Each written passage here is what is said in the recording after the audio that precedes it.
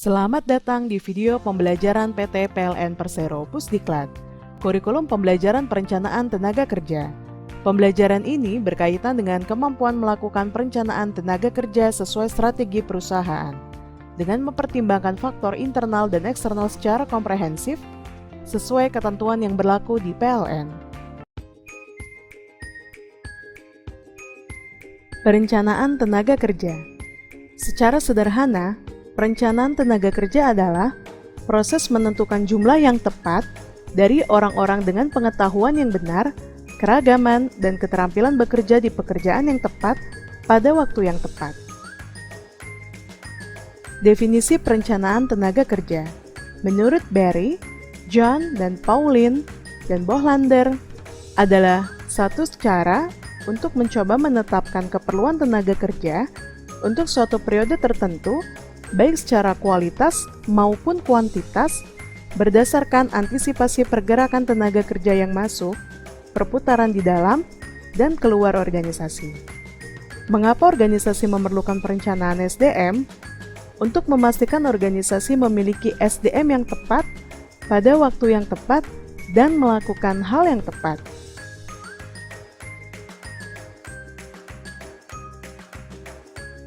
SDM dapat memainkan peranan penting dalam mencapai tujuan strategis perusahaan dengan mengoptimalkan karyawan dan sumber daya yang sesuai.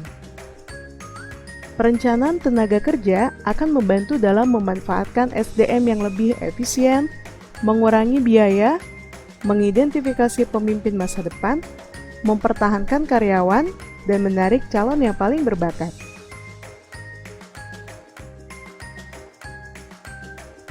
Manfaat perencanaan tenaga kerja. 1. Meningkatkan efektivitas dan efisiensi pendayagunaan SDM.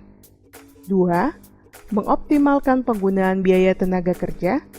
3. Mendorong perilaku proaktif dan tidak reaktif. 4. Memastikan terpenuhinya kebutuhan SDM yang kompeten. 5. Mendorong terbangunnya sistem informasi SDM yang akurat.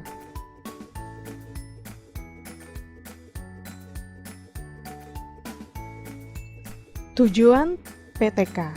1. Menjamin tersedianya tenaga kerja masa kini maupun masa depan sehingga setiap pekerjaan ada yang mengerjakan. 2. Menghindari kekurangan atau kelebihan kerja. 3.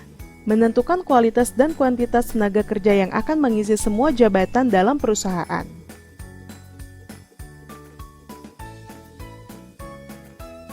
Prinsip kunci perencanaan tenaga kerja efektif.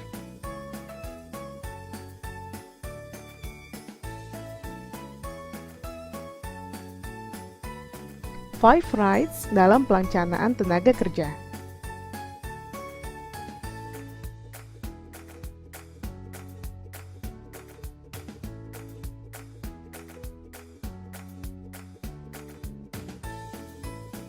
Bagaimana strategi menyusun PTK? 1. Top-down planning, perencanaan menyeluruh dari perusahaan baik untuk jangka pendek, menengah, dan jangka panjang untuk menentukan jumlah SDM yang dibutuhkan.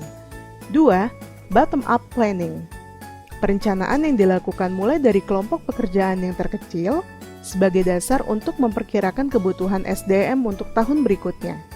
3.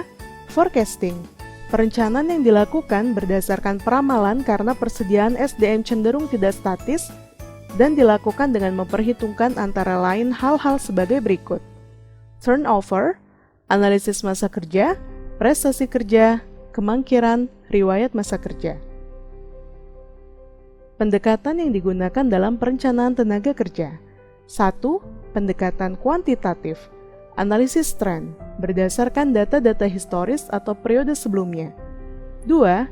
Pendekatan kualitatif, ramalan manajemen, judgement dari expert tentang kebutuhan tenaga kerja masa depan, metode yang sering digunakan DLP teknik. Bagaimana menghitung kebutuhan tenaga kerja? 1.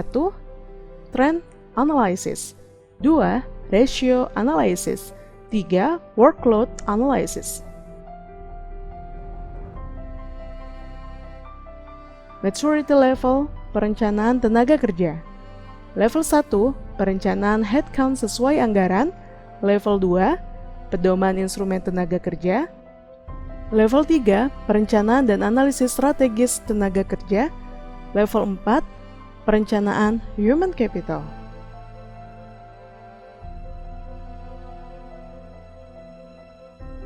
Terima kasih.